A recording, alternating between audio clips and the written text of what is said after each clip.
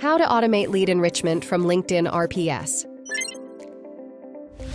Begin with a search in LinkedIn RPS, such as Java Software Engineer. Click on the SalesQL badge in your browser to launch the extension. Select a folder to save these contacts. In this case, we'll use the Java Specialist folder. Navigate to the Automation section. You'll find the lightning icon in the bottom footer tab. Choose the number of pages to process. In this case, we'll add one page, which includes about 25 contacts, and click Start to begin.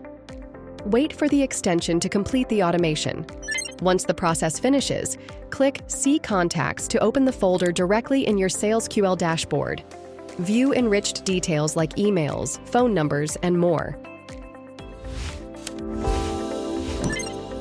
Thank you for watching this tutorial on auto enrichment using SalesQL automations.